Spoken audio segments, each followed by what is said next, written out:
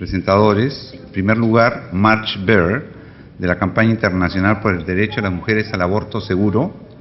Ella es actualmente la coordinadora de la Campaña Internacional por el Derecho de las Mujeres al Aborto Seguro. Desde mayo del presente año, anteriormente desde 1992 hasta el 2015, fue la editora fundadora de Reproductive Health Matters. También fue presidenta del Comité Directivo del Consorcio Internacional de Aborto con Medicamentos, ICMA. Y desde el 2007 participa en forma activa en Voice for Choice Coalition, de organizaciones del Reino Unido, por el derecho a decidir. Ha sido la primera presidenta del Grupo Asesor sobre Cuestiones de Género del Departamento de Salud Reproductiva e Investigación de la Organización Mundial de la Salud del año 1996 al año 2001. Miembro del Grupo Asesor Internacional por las Mujeres del International Planned Parenthood Federation del 93 al 98. Desde 1976 viene trabajando en el Reino Unido y en diversas partes del mundo como vocera a favor del derecho al aborto y de la salud y los derechos sexuales y reproductivos. En segundo lugar, escucharemos a Nicolás Ceballos, de la Pontificia Universidad Católica del Perú, candidato a doctor en Ciencias Políticas en la Escuela de Gobierno en la Pontificia Universidad Católica del Perú, por la cual también es maestro. Ha laborado en el área de investigación y comunicación de la Oficina de las Naciones Unidas contra la Droga y el Delito en el Perú, en la presidencia del Consejo de Ministros, como asesor en política de seguridad y como encargado del Observatorio Peruano de Drogas en Debida. Docente en la Escuela de Gobierno y Políticas Públicas de la Pontificia Universidad Católica del Perú.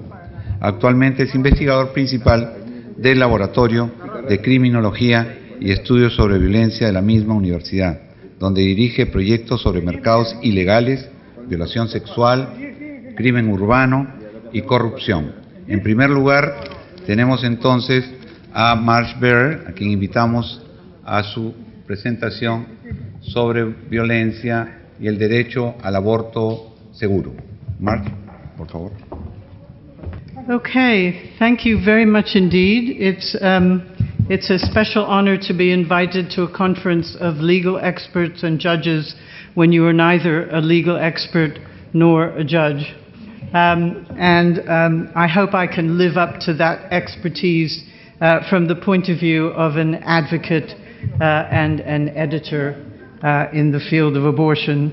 I'm going to concentrate on the issue of violence in relation to abortion in this talk. And I'm going to start with the subject of contraception, because at one time contraception was illegal 100 years ago.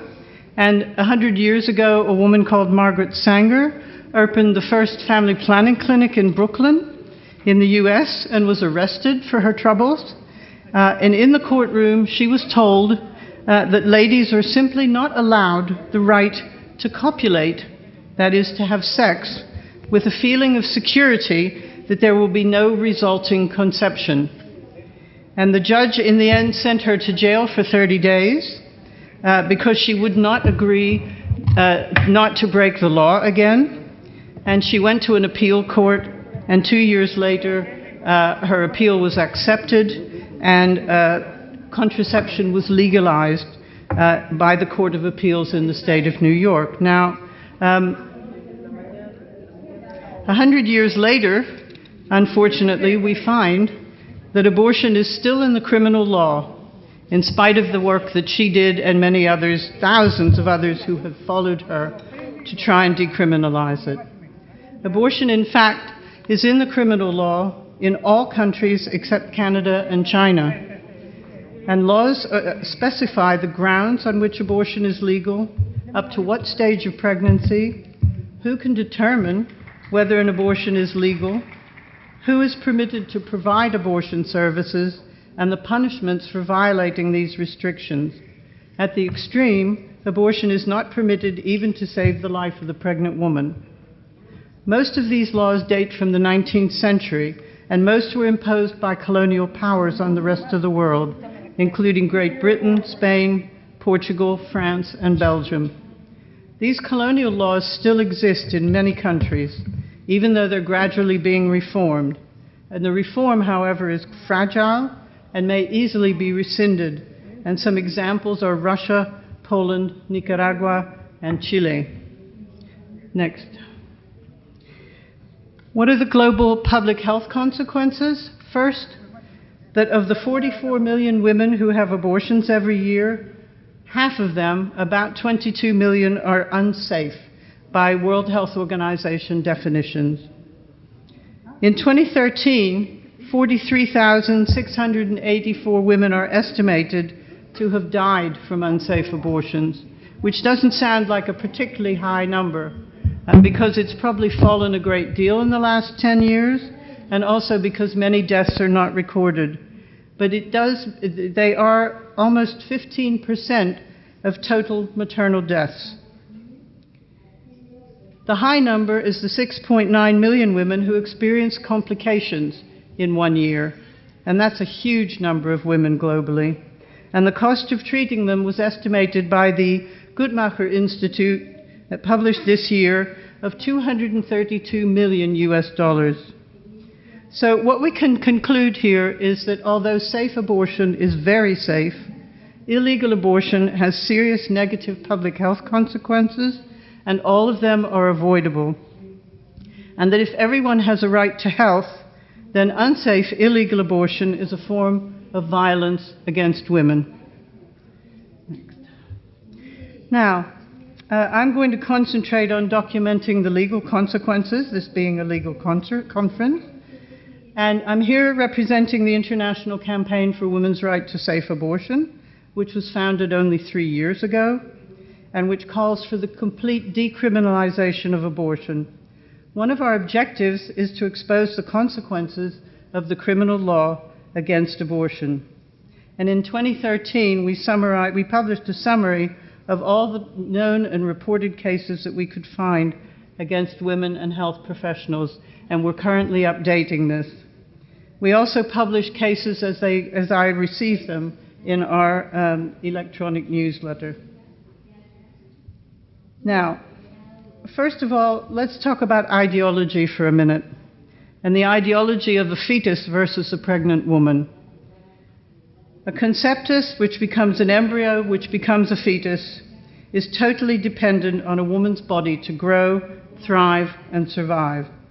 Today's anti-abortion movement treats its right to life, when there is a conflict between the fetus and the woman, and abortion represents such a conflict, as more important than the life of the pregnant woman. Women with an unwanted pregnancy often risk death to have an abortion, but their deaths are often discounted, hidden, considered shameful, and made invisible.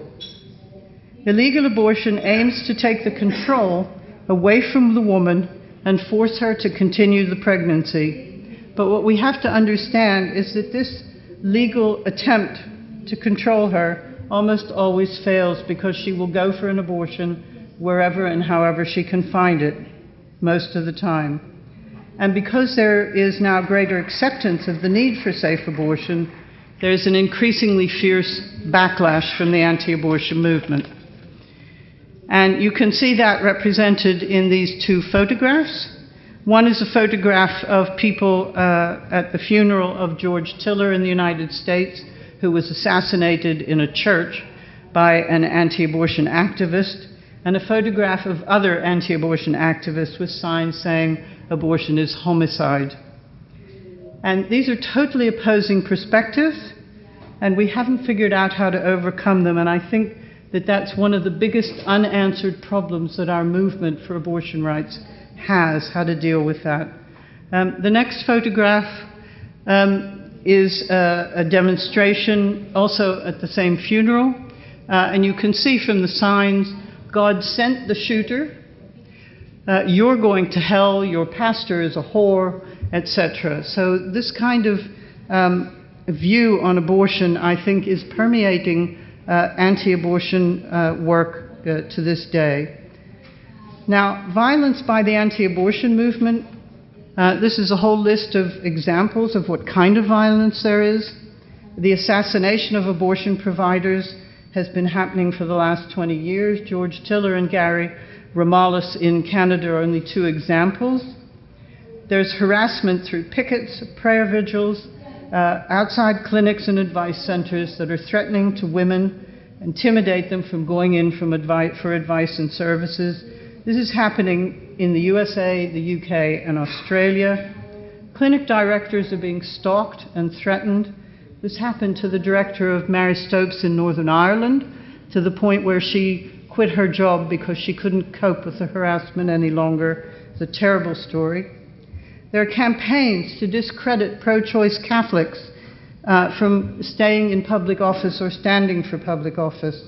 And I recommend the book Good Catholics to you by Patricia Miller, which has been promoted by Catholics for Choice, which gives a lot of examples of the backroom influences of the Catholic Church and the Catholic hierarchy in the United States in trying to force pro-choice Catholics in public office not to take that stance and to become anti-abortion.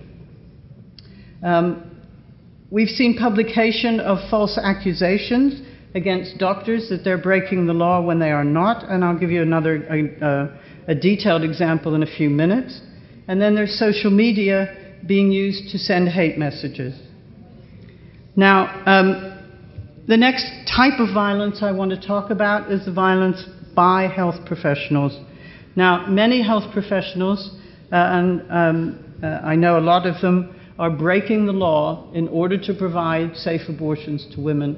And they are the heroes, really, of our movement. But on the other side, there are also health professionals who are anti-abortion, and they are doing just the opposite and trying to make life as difficult as possible for women. If they do an abortion, they're not providing pain relief or not providing adequate pain relief. They're reporting women who seek treatment for unsafe abortion complications to the authorities, although that is a violation of confidentiality on the one hand, but on the other hand, the law in some countries, in Latin America specifically, may require them to report any woman who comes with abortion complications. So they're sitting in the middle of a problem, and either way they go, it's wrong. They're requiring women to confess to the police as a condition for treatment for complications. They're refusing to do legal abortions within their own legal system, partly because they may fear prosecution, because the law is so unclear about when they may and when they may not do an abortion.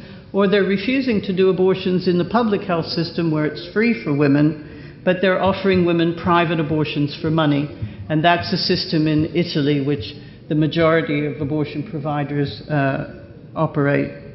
They're claiming conscientious objection, but they're refusing to refer the woman on, or their institution is claiming conscientious objection, which under the law, that is not ever acceptable. Another list, the long list about anti-abortion health professionals. They're delaying treatment of complications from abortion, which means that women are more likely to die.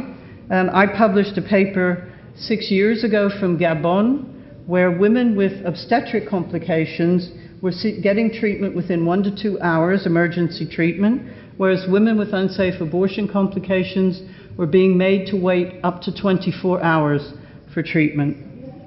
They're refusing treatment to women who have serious illnesses, cancer, lupus, etc., because the medicines they give may adversely affect the embryo or the fetus. They're refusing abortions for fetal abnormality, even though the pregnancy is not viable, forcing the women to carry it to term and deliver a dead baby.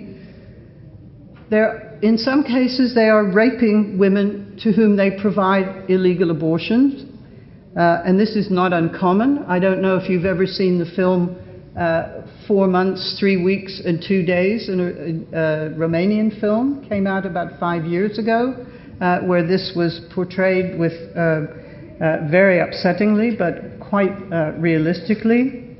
And lastly, there's a new policy that has appeared now in 3 countries, Costa Rica, Paraguay, and Ireland, where they're refusing to do an abortion because it's against the law, or they say it's against the law, but they're insisting on giving the woman a cesarean section in the late second trimester to save the baby, when in fact the woman wants an abortion.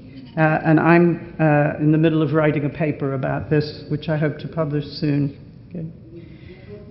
Then there's the media. The media have a lot to answer for when they're anti-abortion. They are doing investigations to entrap women and abortion providers. In the UK, for example, this has led to health professionals being suspended from practicing and prosecuted. There have been clinics which have been raided and closed, even prior to investigation or court cases or any ascertainment of guilt. The anti-abortion media regularly publish sensationalized stories that stigmatize abortion, give publicity and credibility to false claims by anti-abortion activists, and present abortion as dangerous to women by not distinguishing between safe and unsafe methods and safe and unsafe providers. And lastly, they commonly print statements that self-use of misoprostol is dangerous, when traditional and invasive methods represent the real danger to women. And this is particularly important, I think, for everyone in Latin America, because self-use of misoprostol is so common now, and there are countries where women are increasingly being prosecuted for doing this, and I think we had better get ready to cope with that in more places. Okay, so next we come to the role of the state, and this is this visual is a poster from Uruguay from 2 years ago, that illegal abortion is violence by the state against women.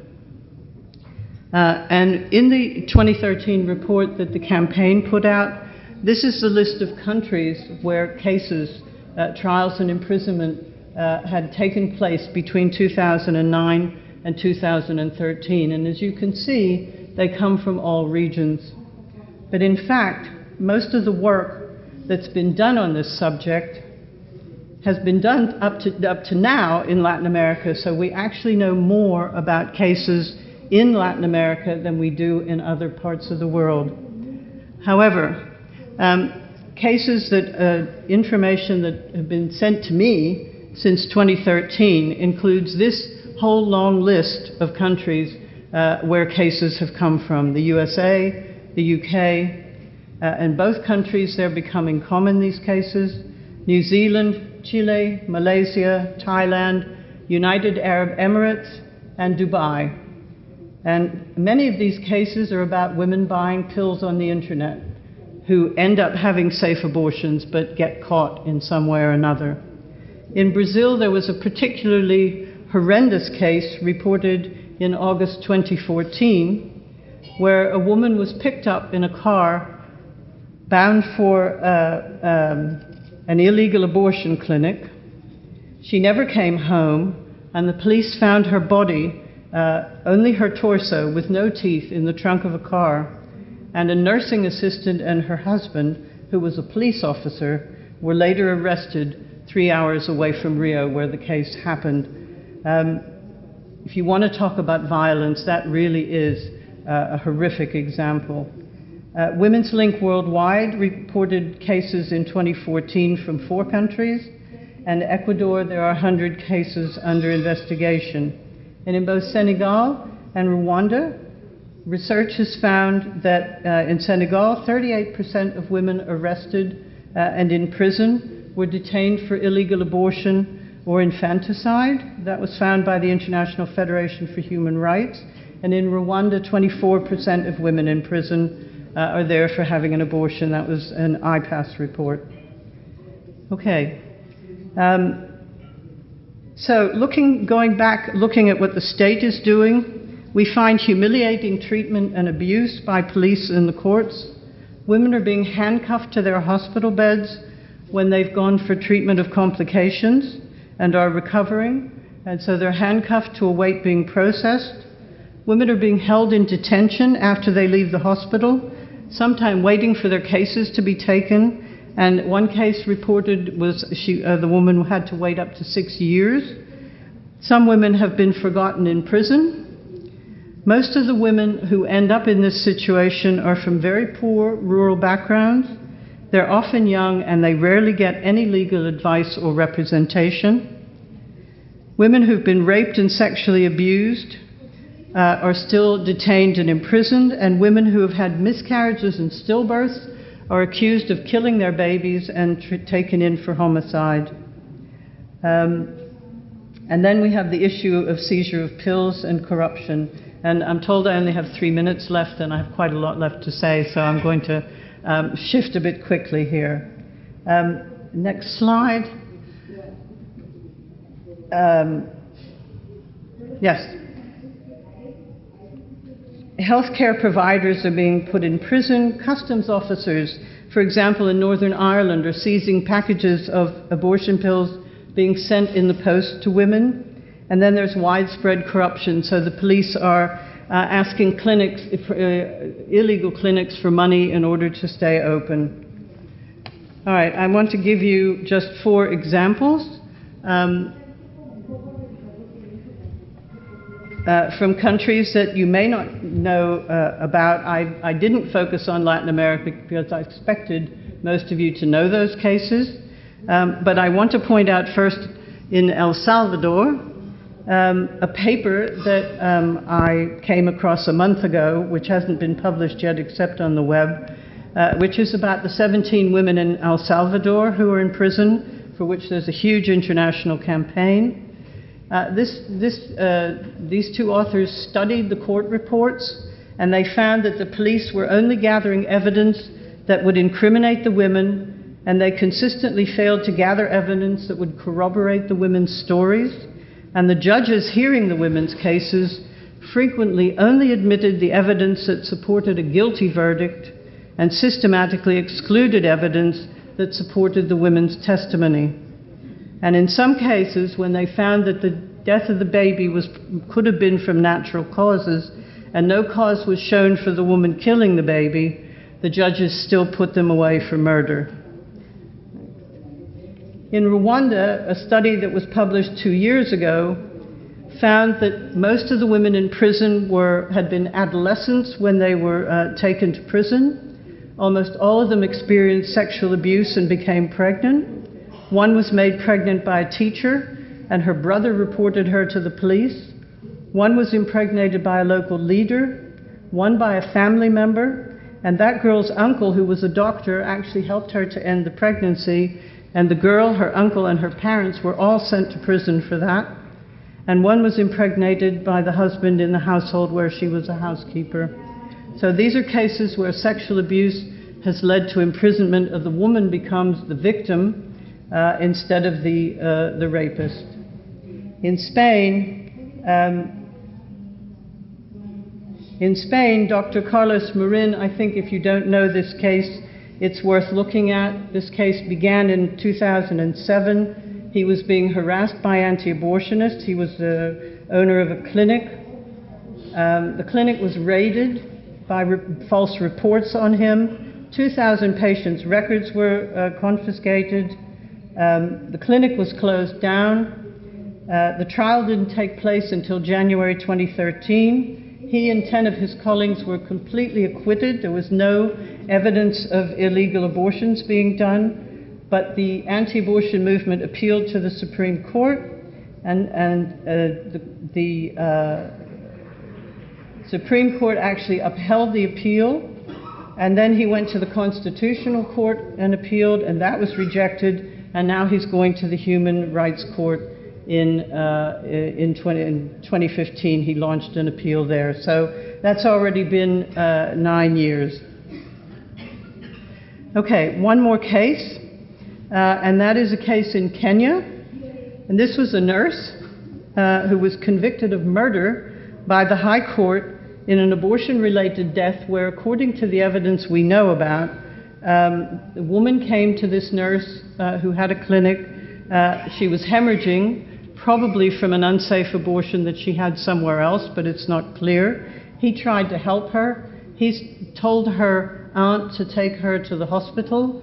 The aunt didn't do so. She died, and he was reported, and the court passed the death sentence on him, though there was absolutely no evidence that he was responsible for this death, and he is currently appealing the conviction. And just to turn the tables a bit, in Kenya, the mother of a 15-year-old rape survivor who needs a kidney transplant following a botched backstreet abortion has filed a case against the Kenyan government for denying women and girls a safe abortion. Okay, so those are the cases. I had about 20 more, but I figured they wouldn't fit into 20 minutes. But I will be writing about all of them. Most of them have been reported in the campaign newsletter. But I want to end by telling you a bit about what the human rights community has been doing to support efforts to decriminalize abortion, at least therapeutic abortions. This is a list. This is a list of all the UN bodies that I could find in a short space of time who've made really helpful statements in terms of the cases of victims and also in relation to the issues, the legal issues, the Inter-American Commission. You may know that the new leader of the OAS has just called for safe legal abortion in Latin America. The committees on the rights of the child, against torture, the Special Rapporteur on Health, and CEDAW particularly have all made statements around making abortion safe.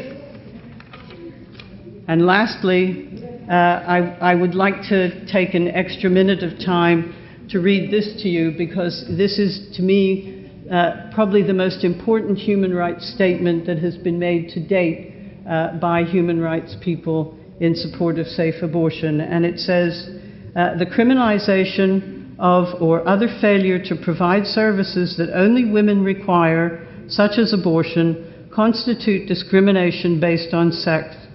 We are deeply concerned by reports of women who have been imprisoned for seeking emergency health services, including due to miscarriages, experience institutional abuse and discrimination by health service providers as a result of public policies and laws, or on grounds of social and economic status, or are reported on or denounced by their doctors to the authorities.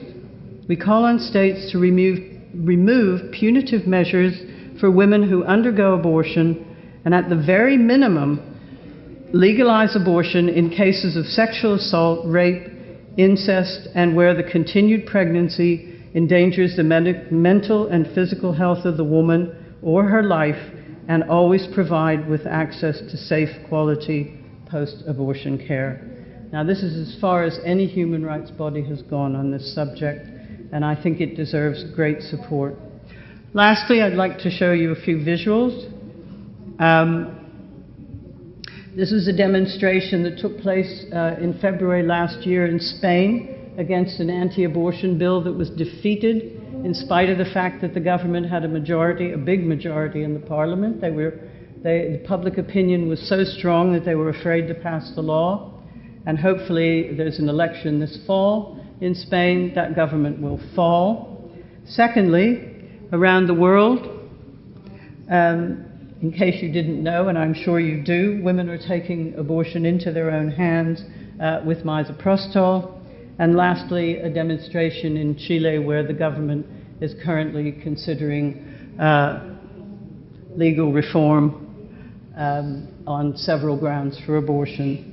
So I think that it's very, just to close, it's very important in a conference like this that we focus on specific aspects of violence against women, and this is just one of them. Obviously, there are many other areas, but I hope this is useful to spend time just focusing on this topic. Thank you very much indeed.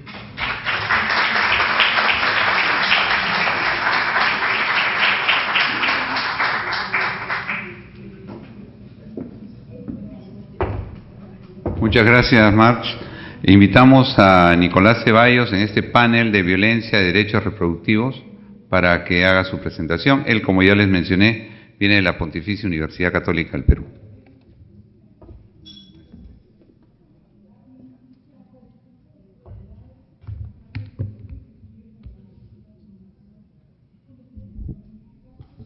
Bien, muy buenas tardes. Agradecer naturalmente a los organizadores por la invitación. Lo que voy a presentarles ahora es un estudio exploratorio, en realidad los hallazgos preliminares de un estudio exploratorio que hicimos en el Laboratorio de Criminología para PROMSEX, junto a Haris Mujica y Sofía Vizcarra, investigadores también del laboratorio, que tiene como objetivo conocer los problemas que existen en los servicios de atención que se proveen a víctimas de violaciones sexuales en un departamento específico en el Perú, en el departamento de Huánuco, ¿no? La idea era comenzar a identificar algunos patrones, algunos elementos problemáticos, algunas dificultades que podamos comenzar a pensar como problemas en la garantía, problemas para poder garantizar la tutela de los derechos de esas víctimas de violación. Entonces, nosotros partimos del siguiente dato. Ahora avanza. Lo que Huánuco muestra es un sostenido incremento en la denuncia, en la tasa de denuncia de violaciones sexuales. Hay que tomar en cuenta un detalle, no necesariamente esto implica mayor victimización, eso es importante tener siempre en cuenta, pero sí implica en estos casos un mayor contacto entre la víctima de violencia sexual, entre las víctimas de violencia sexual, la población que es víctima de este hecho de violencia, y el Estado, lo cual necesariamente implica mayor demanda, mayor carga en la capacidad de respuesta del Estado para poder atender esta problemática. Entonces, a partir de este dato nos surge la premisa, nos surge la pregunta de cómo garantizamos en un contexto como Huánuco, que se puede replicar en otros lugares en el Perú, que los servicios que existen, que demandan mayor atención y mayor respuesta, puedan garantizar la protección, puedan garantizar la tutela de los derechos de quienes han sido víctimas de violación. Entonces, a partir de esa pregunta, nos planteamos el siguiente estudio. Es un estudio, como les menciono, pasa el siguiente, por favor. Un estudio, como les menciono, de corte exploratorio. La idea es tener un panorama inicial de la problemática que existe en estos contextos. Partimos de la idea de explorar básicamente dos servicios que entendemos que son los más recurrentes en estos casos, el de salud y el de justicia.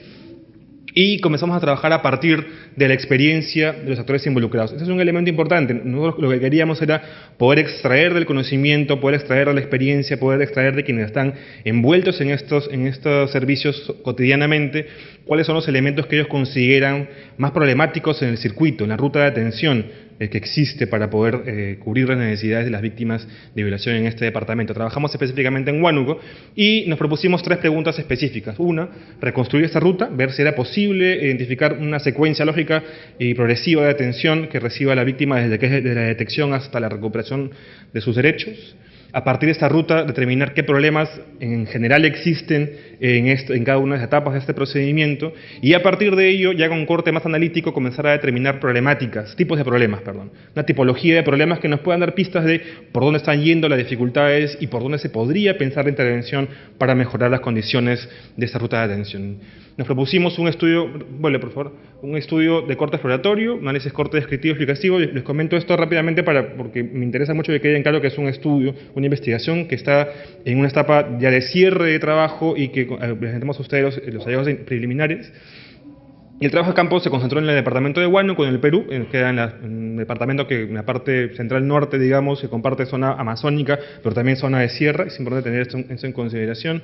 Lo hicimos entre marzo y octubre del presente año. Hicimos entrevistas a proveedores de servicios, médicos, psicólogos, jueces, fiscales, policías, personal de ONGs que proveen atención psicológica sobre todo a víctimas de violación, y revisamos 50 expedientes de casos de violación de una ONG, Paz y Esperanza, que nos brindó el acceso a esa información, a esos datos, y tienen ellos un trabajo sostenido de seguimiento y apoyo, tanto legal como psicológico, a las víctimas en este contexto en Huánuco. Entonces, a partir de este trabajo exploratorio, tenemos algunos hallazgos que compartir con ustedes y poner a discusión, también en la línea de poder identificar algunos elementos que podamos concebir dentro de este estudio. Siguiente, por favor. Lo primero es que sí, efectivamente, es factible construir o reconstruir una ruta de atención a partir de estos dos servicios de justicia y servicios de salud. Hay que tomar en cuenta lo siguiente: esta ruta específicamente, como la ven ustedes en pantalla, no es la que se encuentra formalmente recogida. Es la que hemos construido a partir de 3 instrumentos. Primero, a partir del protocolo que existe en el gobierno, en la región Huánuco para atención a víctimas de violencia. Segundo, un protocolo del Ministerio de Salud también para atención a víctimas, pero fundamentado en elementos de género. Y tercero, para poder darle un poco más de primacía a la realidad en estos contextos, a partir de las entrevistas, a partir del contacto con los actores involucrados en esto. ¿Qué nos arroja eso?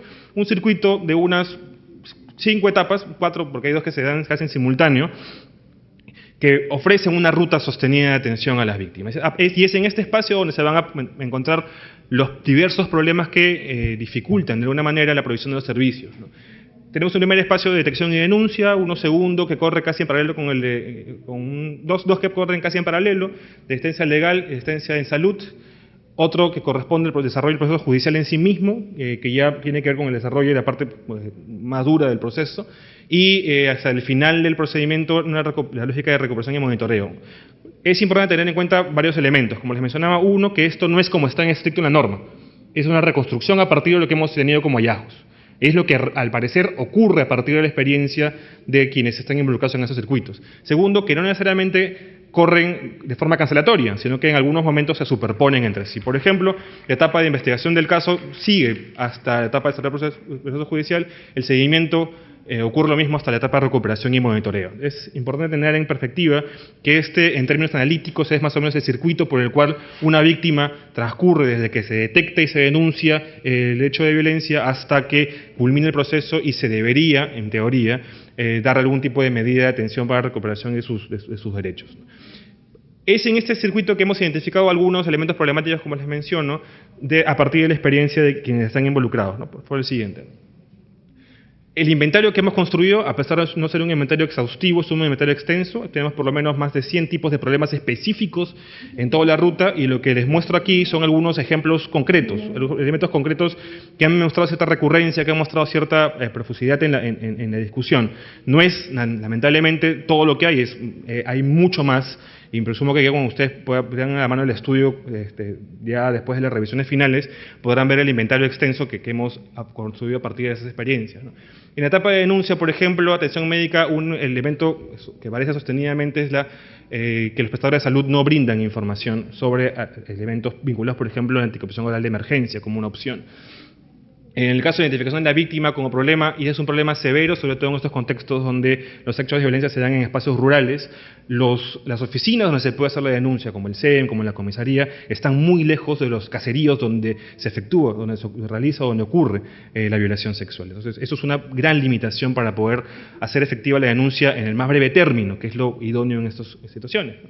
En el caso de la denuncia, en la interpretación de la denuncia, un elemento sostenido que hemos encontrado en la discusión o en los hallazgos preliminares es esa lógica de dependencia entre la víctima o la familia de la víctima y el victimario, el cual genera sin duda alguna un gran problema para poder disponerse favorablemente o efectivamente a hacer efectiva la denuncia en estos contextos.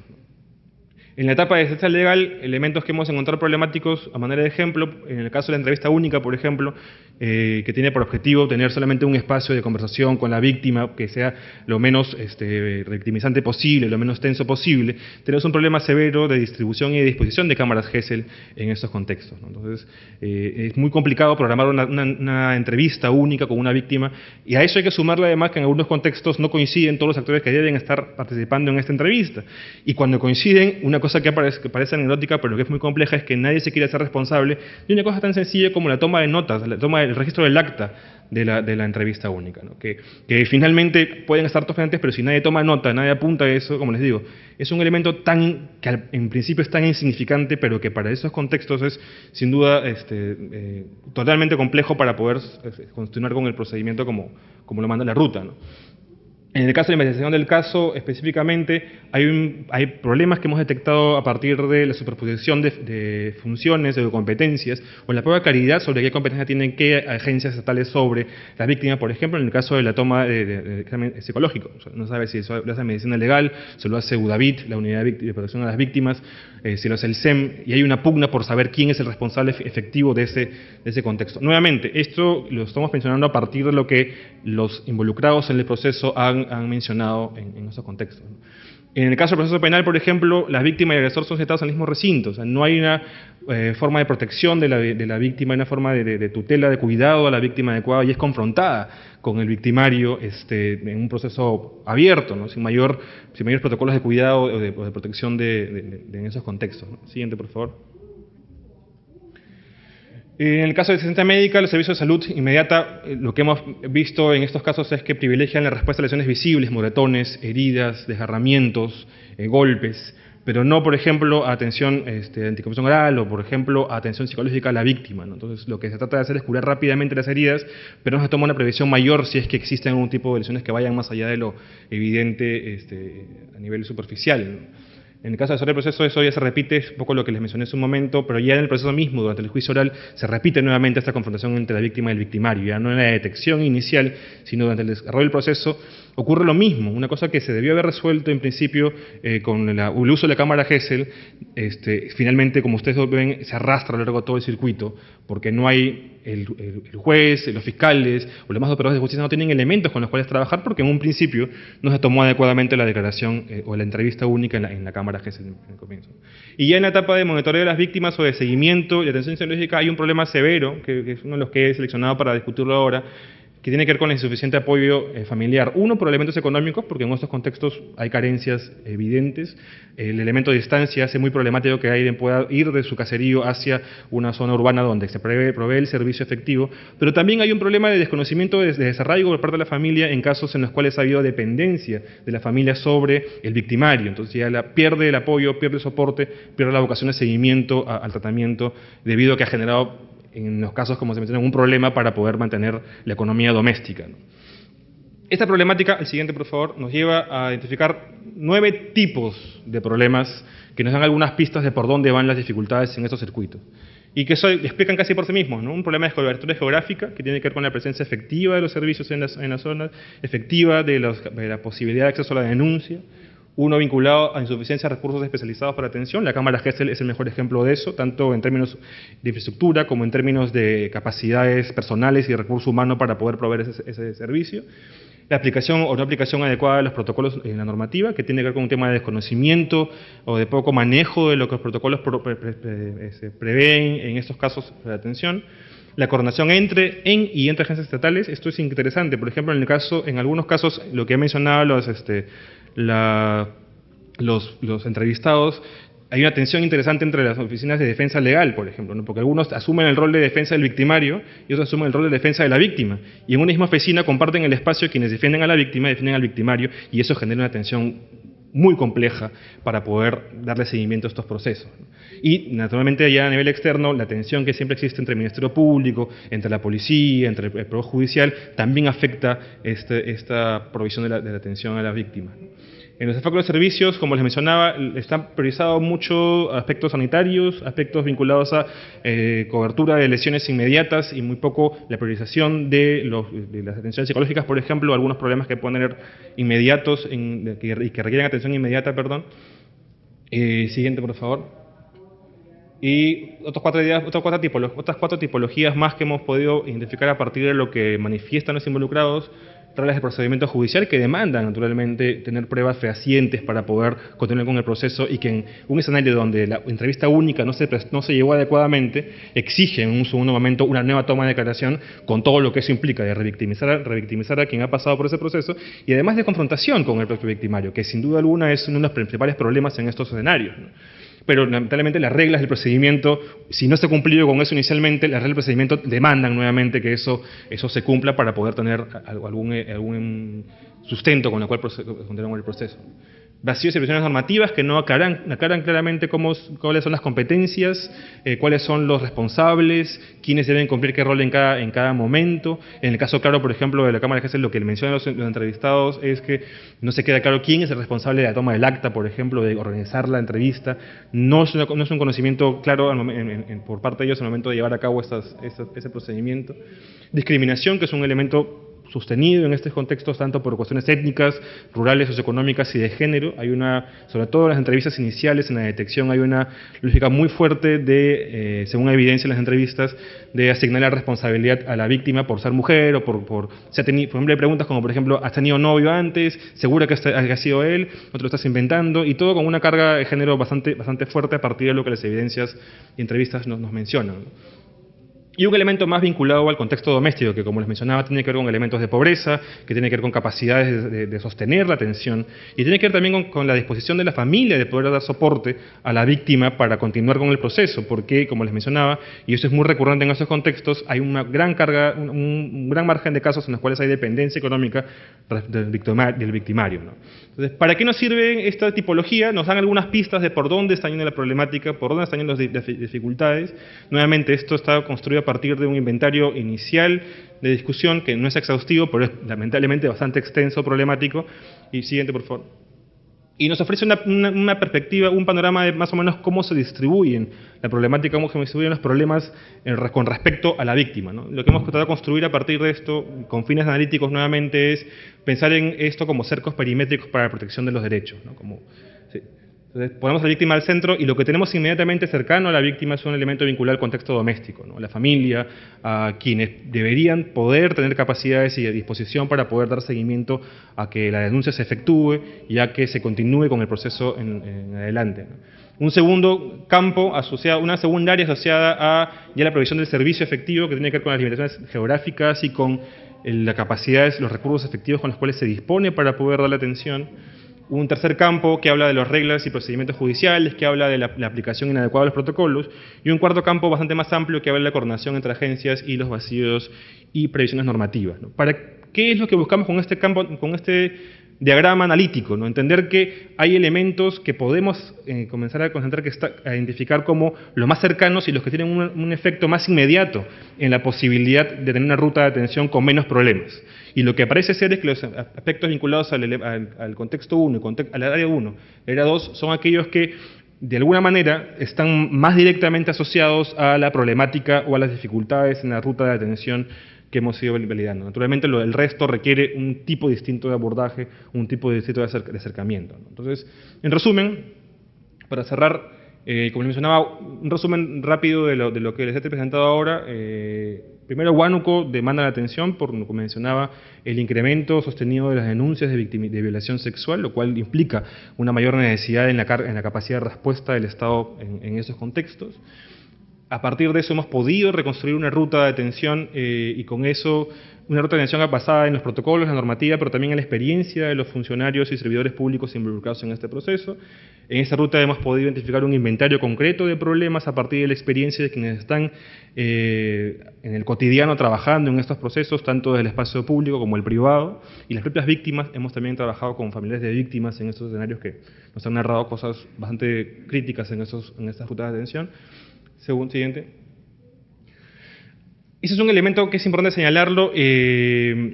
Los problemas que hemos identificado en esta ruta, o sea, la identificación de estos problemas en la ruta debe llamarnos la atención sin duda alguna, porque existe un problema y es un potencial riesgo para la tutela de los derechos. Sin embargo, lo que no se puede concluir todavía aquí es que en todos los circuitos o en todos los trayectos de las víctimas, necesariamente todos los problemas van a existir.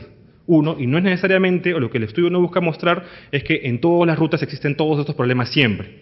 Lo que queremos traer en evidencia con esta discusión es que estos elementos problemáticos posiblemente se presenten en la atención de alguna víctima en este contexto, en el contexto de Huánuco. Entonces, con que se presente uno, tenemos ya un problema.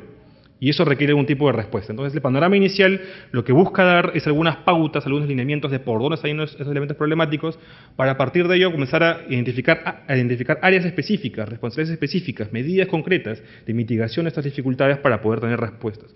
Y naturalmente, este estudio lo que busca es dar insumos iniciales para posteriores exploraciones más profundas, por ejemplo, sobre la magnitud de los problemas, sobre factores causales de los problemas más concretos, ¿no? Lo que hemos querido hacer, y con esto ya cierro, es dar una perspectiva inicial de lo que se puede concebir como una ruta de atención, de los tipos de dificultades que existen en esta ruta de atención y de las necesidades que existen naturalmente de poder resolver esas dificultades para tener una ruta que brinde un mínimo de garantías a la protección de los derechos de las víctimas de violación sexual. Muchas gracias.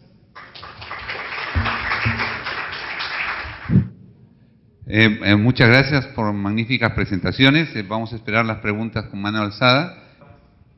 Nicolás nos ha presentado que este caso, que tendría que tener una protección desde el Estado, tiene muchos problemas y a propósito de eso, la investigación llevada en Huánuco nos expresa los problemas que no solamente van a existir en el Poder Judicial o en el departamento, en el área legal, sino también empiezan desde los servicios de salud.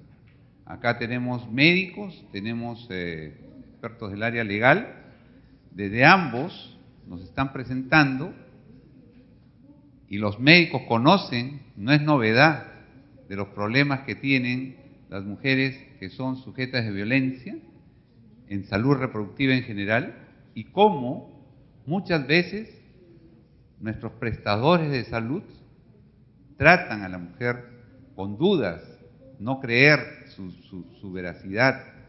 Y esto no empieza ahí, la ruta de repente podría empezar desde las comisarías donde llegan las denuncias, porque es una ruta más amplia y donde ya se va perfilando el tema de las dificultades que existen en esta ruta que se ha descrito rápidamente en el estudio, pero además el caso que nos trae Mar, que es un tema de aborto, que palabra tan estigmatizada en nuestro medio, nos puede dar la idea de las dificultades que una mujer que denuncie el caso de un aborto inducido a veces contra su voluntad, los problemas que va a tener, o en los casos en los que el Estado no le da la protección para que pueda interrumpir en forma segura y con ello preservar su salud y su vida, en la agresión constante y continua que están realizando los Estados donde aún no se han legislado adecuadamente para ello. Entonces yo quería abrir en este momento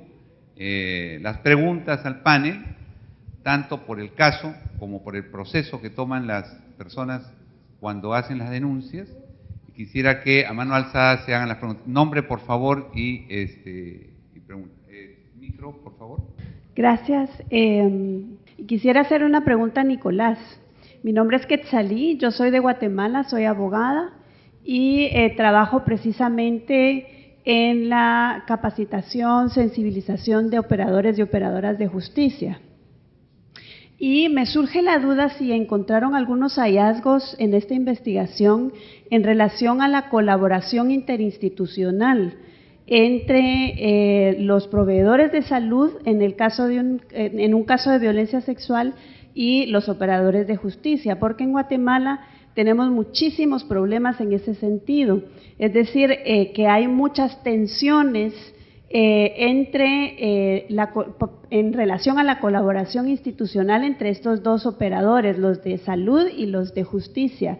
Y eso pues tiene implicaciones graves en relación a las víctimas de violencia sexual que acuden, ya sea que acudan primero a los servicios de salud o que acudan primero a presentar una denuncia. Entonces, quisiera saber si en este estudio surgió algún hallazgo en relación a las dificultades sobre la colaboración interinstitucional y si hay algún protocolo que regula esta situación. A ver, sí, en el estudio lo que se evidenció más que nada, naturalmente por el objetivo del estudio era que identificar más dificultades en el circuito, tensiones en ese proceso, ¿no? Un ejemplo clarísimo en esto de problemas de colaboración, por ejemplo, lo que más mencionan los servidores de salud es la oportunidad en la cual desde la comisaría llegan las víctimas a recibir atención médica, ¿no? Entonces, lo que narran o lo que evidencian es que, por ejemplo, no se conoce en qué momento se debería trasladar a la víctima al servicio médico para poder recibir una atención adecuada. Entonces, es una primera tensión. La segunda tiene que ver, por ejemplo, con el circuito que siguen después de que pasan por la comisaría hacia medicina legal o hacia el Ministerio Público, donde también ya no es una cosa de oportunidad, sino de desconfianza o de descoordinación o de culturas institucionales, por llamarlo de alguna manera, entre lo que ocurre en este contexto y a partir de las evidencias entre los fiscales y la policía, ¿no? Entonces, lo que sí ha sido más notorio, más que protocolos o más iniciativas específicas de resolver dificultades de atención, son justamente cuáles son los escenarios en los cuales se prestan esas tensiones, ¿no? Y lo que ocurre muy claramente es, no sé si recuerdan, en las etapas que evidencié, subetapas que conforman las etapas generales, el paso de una etapa a otra implica en gran medida el cambio de agencia estatal responsable de la función. Y lo que se evidencia en esos casos casi siempre es, uno, que no se conoce a qué agencia debería derivarse, y segundo, cuando se conoce, no se hace oportunamente o se hace no con los elementos suficientes para poder continuar con todo el circuito. Entonces, lamento no poder darte información positiva, sino que imagino que hemos podido ver aquí es tensiones, dificultades que supongo yo que se replican en más de un contexto como el guanuqueño. Gracias, Nicolás. ¿Una otra pregunta? Sí. Por favor, por lo menos médico, abogado, no sé. Quería saber. Me llamo Fernando Cedeño, vengo de México, soy ginecobstetra y licenciado en Derecho.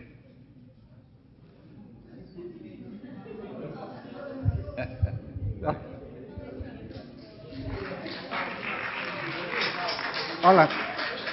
Respecto a lo que comentaba Marge, veía yo que ella hablaba de la doble moral de los médicos, que se niegan en las instituciones a hacer los procedimientos, pero por un dinero sí lo hacen. Esto es frecuente. Pero la otra cosa por lo que no lo hacen, no sé aquí en Perú, doctor, pero es el miedo, el desconocimiento a las leyes. El hecho de verse involucrado en un proceso legal, no sé si es un temor irracional. Pienso que me van a llamar, aunque sea de perito, y me van a detener. Entonces, eso también hace que muchos médicos se mantengan al margen. ¿Y qué hacen?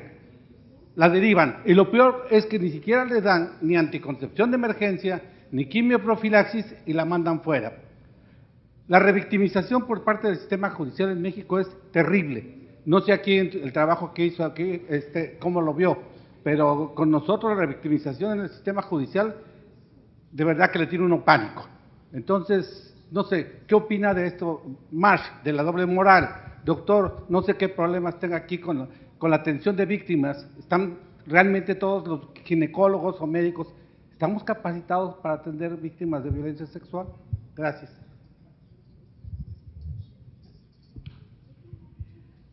Thank you. That's a very important question and not an easy one for anyone to answer.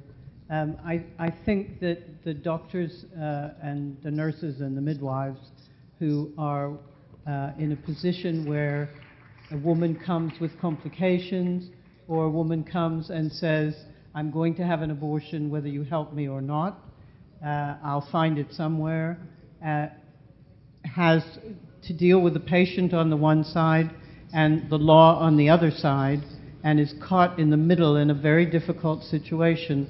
And I think it's particularly difficult because where abortion is primarily illegal and is not being provided above board in the health system with everybody's approval, then there are very few protocols for the doctors and the nurses and the midwives to know when an abortion will be considered legal and when it will not. And when you have grounds for abortion such as physical health, mental health, risk to the woman's life, this is very much to do with interpretation. And a colleague in Austria, for example, made a statement not long ago that I like to quote a great deal, Christian Fiala, who said, you don't actually know if the woman's life is at risk until she's dead. Okay, so if that's the case, you either can never do an abortion because you don't know if she's going to die, or you must always do an abortion because she might die if you don't.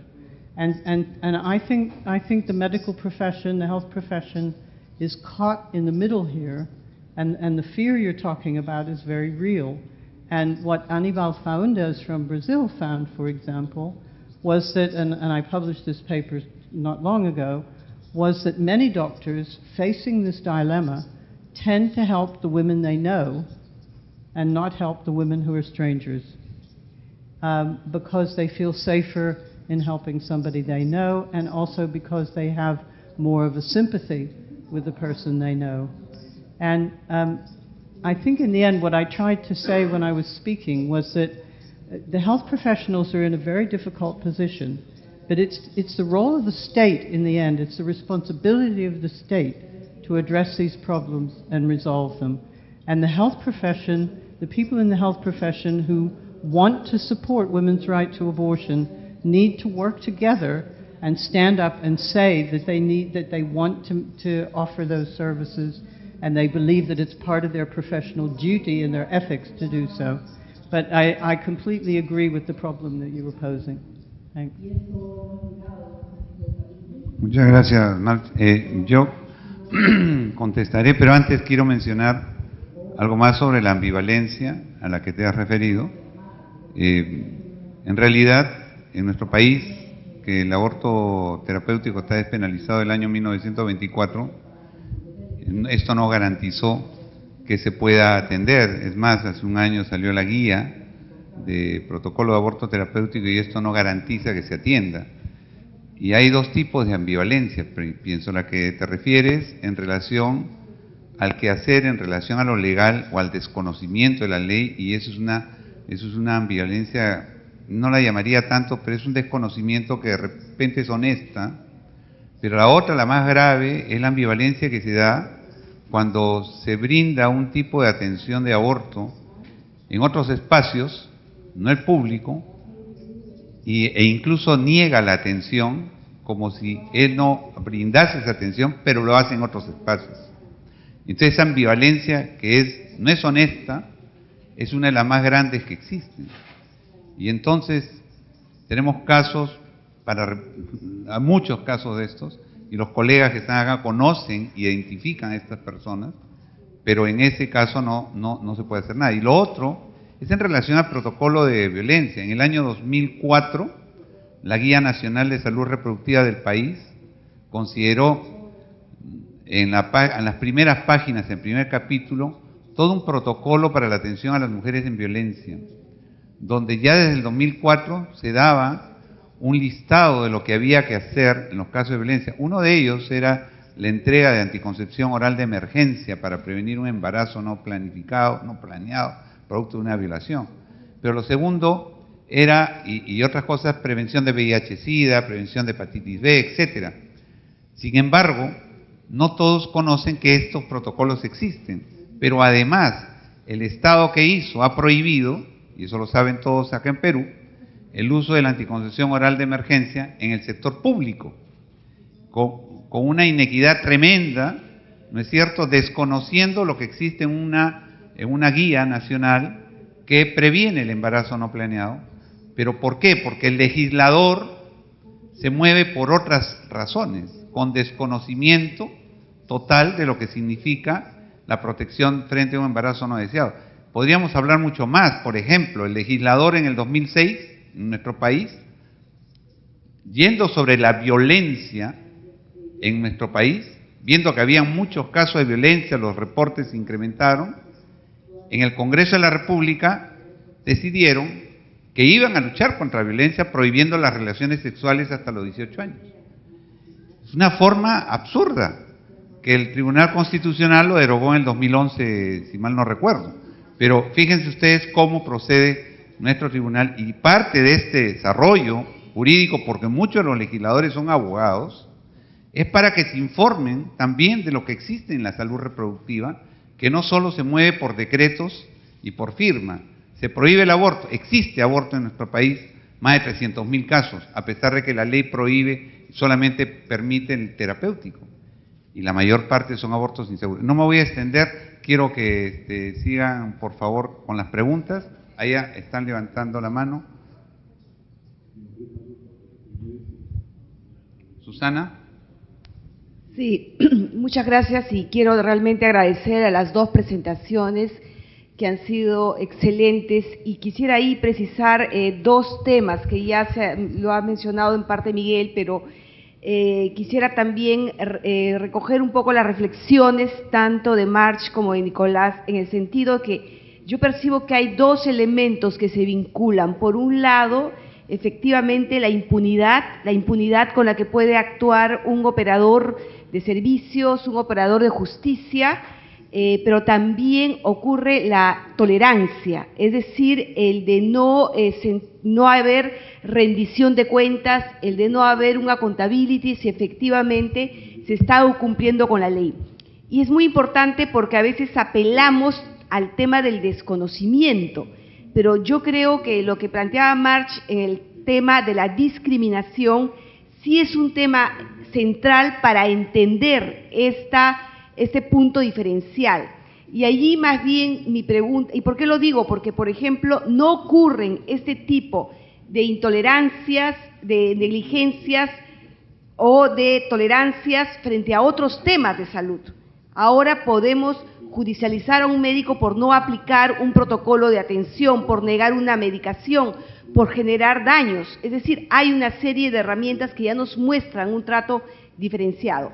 Y ahí quería yo preguntar, ¿qué pistas podemos tener para que efectivamente no tengamos un Estado negligente frente a el incumplimiento de obligaciones que ya están plenamente reconocidas en otros campos de la salud, pero no necesariamente en el tema de la salud sexual y reproductiva?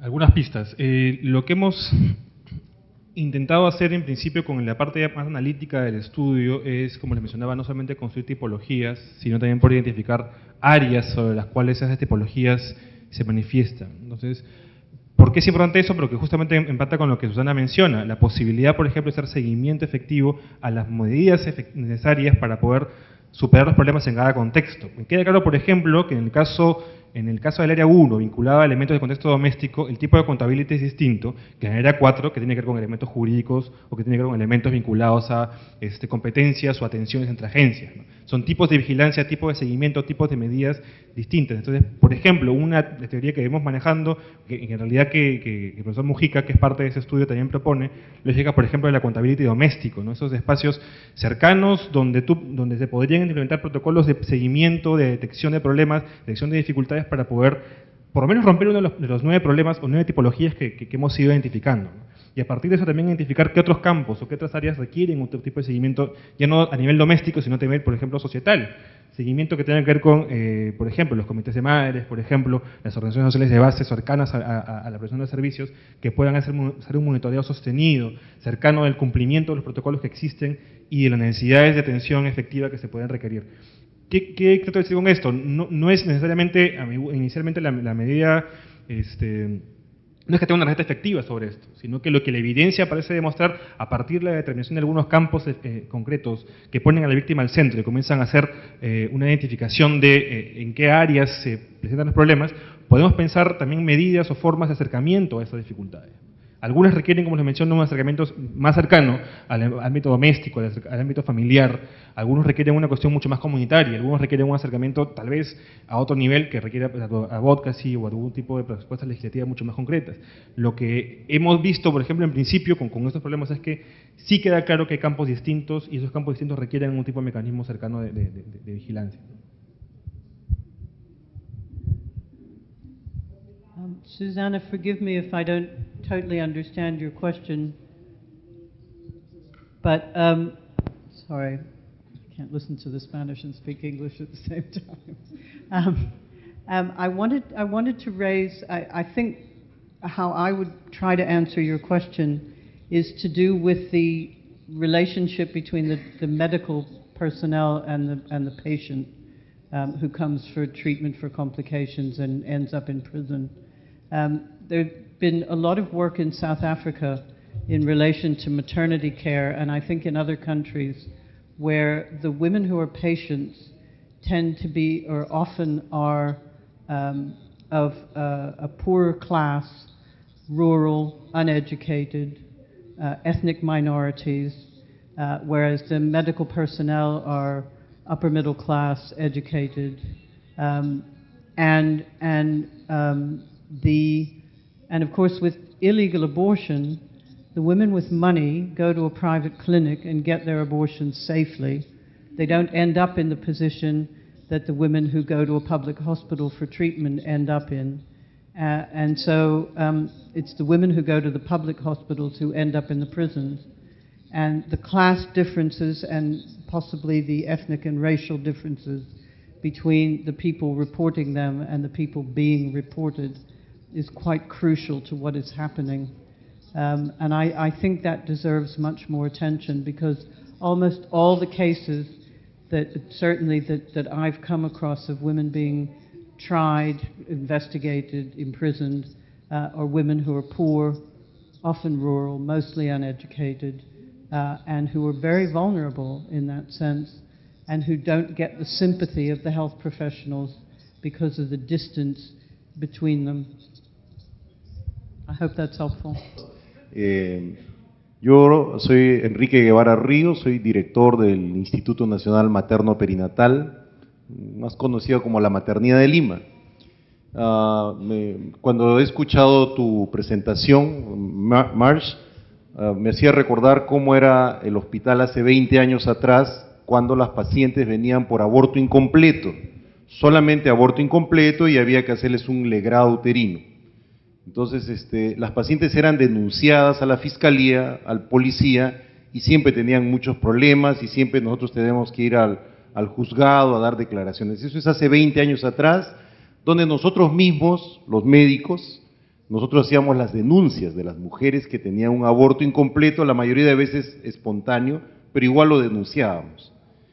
Pero hace 20 años hubo un cambio, porque se cambió el modelo de la atención del aborto incompleto a un manejo en el cual participó justamente Miguel Gutiérrez, y se hizo un cambio diferente. Se manejó desde el punto de vista que se le brindaba consejería a la paciente, se le realizaba el procedimiento de aspiración manual endouterina, se le brindaba anticoncepción post-aborto, y además era ambulatorio.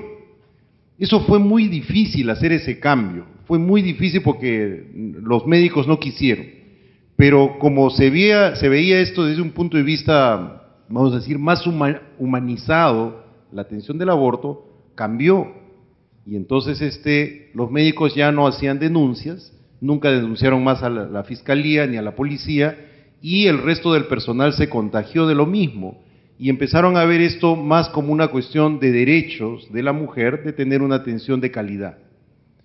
Han pasado 20 años y hace 5 años ya nosotros somos probablemente el único hospital que da sus estadísticas sobre aborto terapéutico, tal y cual. Entonces se empezó a aplicar el protocolo de aborto terapéutico porque ya los médicos habían cambiado su actitud, ya no era la misma. Hemos hablado mucho sobre derechos, hemos hablado mucho sobre bioética, y eso cambió la actitud, y fue al principio un poco difícil, pero en la actualidad, en lo que va en estos 5 años, aproximadamente se han atendido más de 80 pacientes con aborto terapéutico. Entonces, tiene que ver, esto va porque me hace acordar lo que tú decías, que la policía, todo eso del juicio, todo eso de las mujeres, porque ya nosotros no estamos en ese momento. O sea, hemos logrado hacer un cambio porque el médico cambió su actitud. Hubo un gran cambio y ahora es un poco difícil, pero cada vez vienen más mujeres a solicitar un aborto terapéutico y estamos tratando de cumplir para brindarles una muy buena atención de calidad para ellas, ¿no?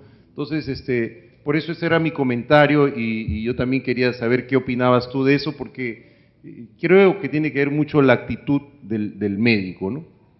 I don't want to pretend to know more about Ecuador than you do, but according to my notes, IPAS has found cases of 100 women who are being investigated for illegal abortion at the moment, so I'm not sure whether the situation is actually completely changed across the country. It may well have changed in your hospital, and that's a very good thing. And I hope there's somebody else in the room who can speak to this who actually knows more detail than I do. To answer your question in a more general way, I think it's a very important point to raise, that things are, in Latin America, things are changing a great deal. Mexico is an example that the federal district is now providing abortions on request up to 12 weeks. And on the other hand, in the rest of the country, in response to that, the backlash was that many of the states of Mexico passed even more criminalizing laws about abortion than they had had before, and there are active cases, women being pursued and put in prison. Argentina is an example of a country where what you're describing in your hospital is also happening in Argentina. There's a slow change towards more acceptance. And I think there are two major reasons for this happening. One is that for all the campaigning that hundreds of groups, primarily women, have done globally for the last 40, 50 years, has actually starting to change public opinion, and that is being reflected in the medical community. That's the first thing. And the second thing is that there have been major changes in how abortions are happening, technically. And whereas abortion used to be only a surgical procedure and required medical personnel to do it, to carry it out, we now have medical abortion pills, and we have, which is something where, you know, a medical professional can provide the pills, but the abortion happens in the woman. The abortion is, having an abortion is a question of taking pills, using pills. And so many women are doing this without the help of the medical profession, or only with side help of the medical profession, perhaps advice, and then, you know, come back to me if you have a problem, sort of thing. I think that this has reduced the seriousness of the complications that women experience.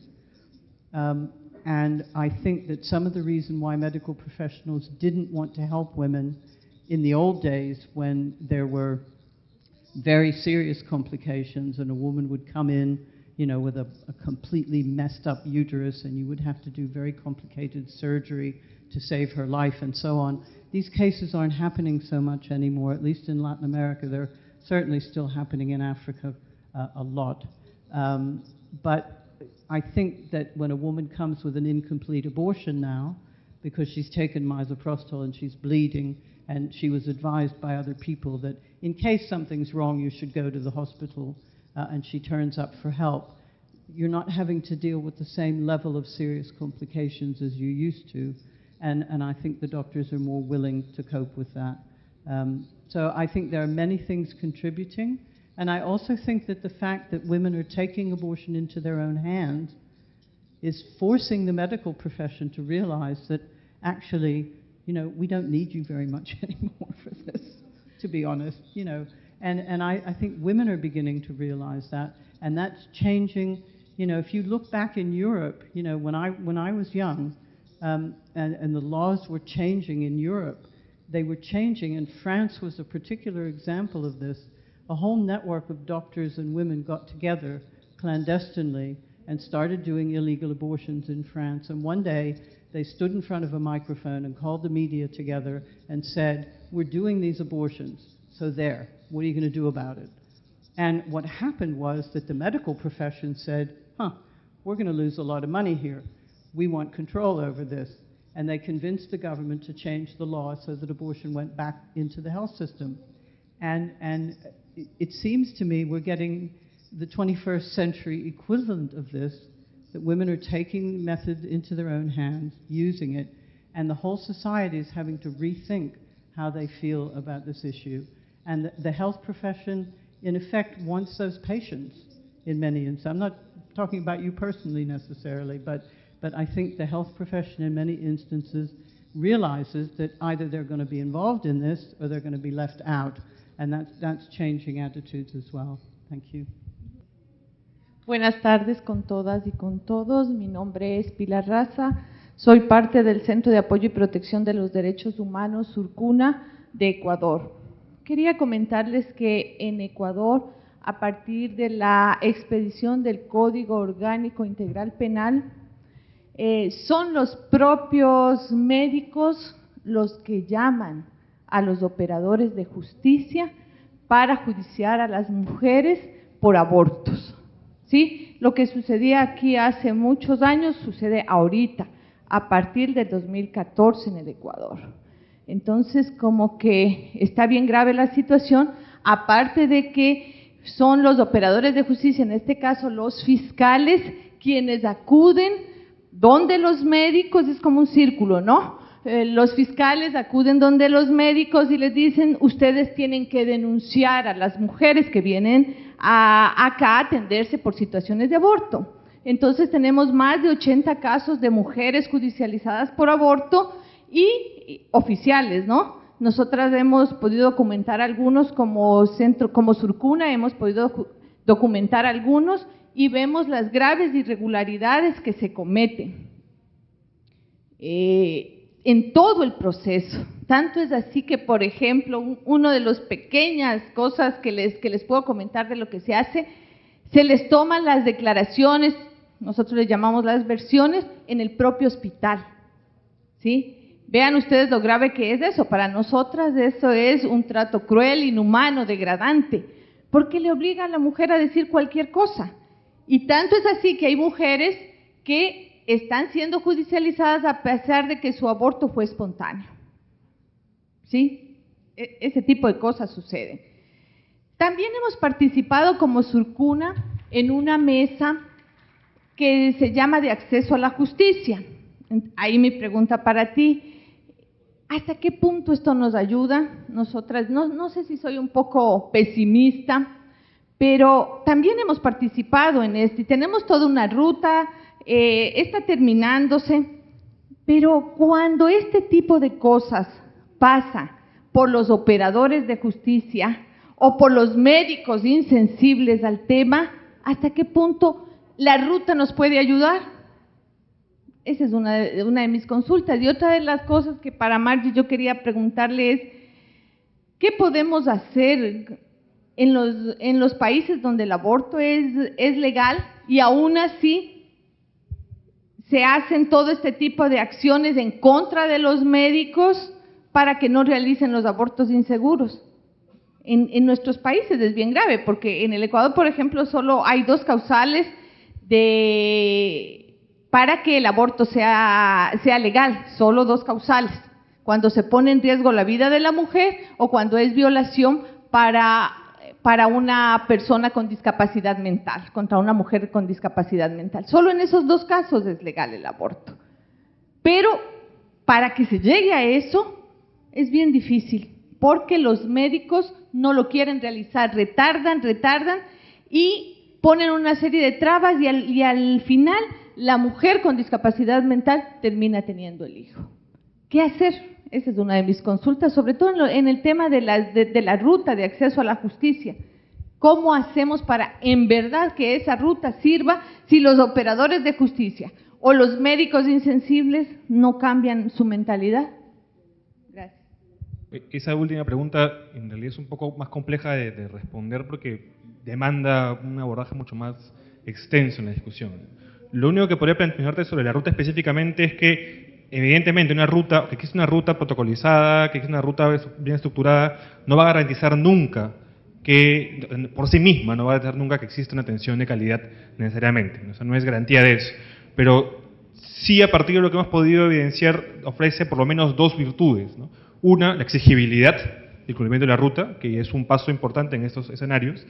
Y segundo, la previsibilidad. O sea, tú puedes prever que hay un circuito más o menos ordenado que se debería seguir a partir de esta definición normativa, ¿no? Como le menciono, lamentablemente esto bajo ninguna circunstancia garantiza que se cumpla efectivamente la ruta, pero sí ofrece una herramienta a quienes están de este lado o en este escenario, ¿no? Poder reclamar que se cumpla tal como ha sido prevista, reclamar que se cumpla tal como ha sido definida. Ahora, en términos analíticos, sí podría ser interesante, sí sirve también para identificar posibles consecuencias de que algunos eslabones en la ruta no se cumplan adecuadamente. Lo mencionaba, por ejemplo, en el caso de la cámara Gesell, ¿no? Y en el caso nuestro, si tú no logras que en la cámara Gesell se haga adecuadamente la entrevista única, lo que parece evidenciar el caso de Huánuco es que ese escenario de revictimización va a aparecer nuevamente, por lo menos en el juicio oral, por lo menos en otro momento que requiera confrontación entre el operador de justicia o que requiera recabar información del operador de justicia sobre la víctima, ¿no? Entonces ya te permite la ruta o el diseño de la ruta inicial identificar qué problemas posteriores podrían derivarse de el no cumplimiento de algunas etapas específicas de ese circuito. Entonces, por ahí un poco más va la lectura, ¿no? Yes, this is a very difficult question to answer. How to change people's opinions in a country the most complicated work that we have in front of us in a way. And I just think that a combination of it's taking 100 years, and I think we need another 100 years, if I'm honest. And in some countries, we probably need another 200 years at the rate things are moving. I think it's really important to get, first and foremost, to get the support of women to speak up and say that they support the right of other women to have abortions, and for women who have been through the experience to actually feel that they don't have to remain silent about it. That's a question of political organizing and of a women's movement, it seems to me. I think that there have been really interesting examples of women's movement having meetings with medical professionals, having dialogue, sensitization dialogues, where, you know, points of view are shared and perspectives and discussion about risk, both for women and for the medical profession in the legal situation that you find yourself in, can be very, very helpful. The other thing, of course, is that if you don't have protocols of some kind within the health system on when is an abortion that, according to the law on paper, is legal, but when a woman turns up individually to a provider and asks for an abortion, the provider isn't sure if it's legal or not. I think those are very difficult cases, and it would be very useful to have protocols that and something in writing which says these are the cases that under this existing law are considered legal and can go ahead. But on the other hand, the medical profession in effect needs some kind of indication from the government, from the state, that if they carry out abortions on these grounds, they're not going to be prosecuted and the women are not going to be prosecuted. And I think, so that means going back to the state for something, and I know how difficult that is. I'm not saying you just go home and do it tomorrow morning. It's something that needs a lot of work and preparation, and I think between women's groups and the medical profession, this is something that they could do together, and then go to the state and discuss this, and perhaps it would get more legitimacy because the doctors and the midwives and the nurses, as well as women as patients and as advocates, are involved in doing that. So that's a short answer to a very complex question. Creo que este es un escenario magnífico para de repente informar a nuestros amigos que vienen de afuera, ¿no? Que la salud aquí en este país es una cosa patética, ¿no? Tenemos el presupuesto más bajo, creo, de toda Latinoamérica en lo que es salud y educación. Y creo que una de las conclusiones de las que yo estoy sacando el día de ayer y hoy es que definitivamente tenemos que sensibilizar también a nuestros amigos abogados, magistrados, por ahí parte todo, ¿no? Como decía March, tenemos el problema grave de que tenemos leyes y normas que no están actualizadas. Lo que tú mencionabas es del año 1929 y para muchos no es claro porque se tiene que interpretar y se puede interpretar de diferentes formas. Ahí hay un sesgo que nosotros lamentablemente estamos, como se dice, en el ojo de la tormenta, ¿no? Y las cosas me parece que no pueden funcionar así, tendremos que tener las cosas más claras. Tampoco no es una cuestión de actitud. Si yo veo un semáforo en rojo, tengo que acatar la norma, no puedo pasar. No es que si yo tengo una actitud positiva, paro, y si tengo una actitud negativa, me sigo. Entonces acá es igual, es lo mismo. Las normas y las reglas tienen que ser claras para todos, porque muchos de los médicos trabajamos coaccionados, trabajamos con una espada de Damocles, porque sabemos que probablemente si hacemos algo, cualquier abogado o cualquier juez va a interpretarlo a su manera y nos va a tratar de sentenciar, de acusar. Y si tenemos un abogado o un juez, más bien, que de repente piensa parecido a nosotros, nos va a tratar de liberar. Y eso lo vemos todos los días, porque frente a un mismo caso, la interpretación puede ser de dos formas diferentes cuando se trata del Poder Judicial. Entonces creo que Es excelente este momento para que nuestros amigos abogados se sensibilicen con estos procesos de derecho de salud reproductiva y entiendan, ¿no?, que ellos más bien tienen que ser colaboradores también en toda esta situación que tenemos que llevar hacia adelante, y no más bien que nos obstaculicen o que incluso hasta nos persigan, ¿no?, para tratar de sancionarnos. Muchas gracias, doctor Johnny Burela. Yo quiero dar las gracias a March y a Nicolás por las presentaciones, no solo por las presentaciones, sino por lo que se ha discutido dentro del panel. Creo que esto da para seguir hablando y conversando, sobre todo para poder arribar a qué hacer frente a lo que se nos presenta en forma tan compleja y tan complicada, ya que esto no solamente desde una sola mirada de los médicos, sino también, en este caso, desde la mirada de los abogados, los que hacen las leyes, los que imparten justicia. Yo quiero agradecer también al doctor Luis Tábara, porque su no presencia hoy día ha permitido que yo esté en esta moderación, y la verdad he disfrutado mucho, y yo por eso vuelvo a agradecerles a ustedes por sus presentaciones y a ustedes por sus magníficas preguntas. Muchas gracias y continuemos en la tarde. Hasta luego.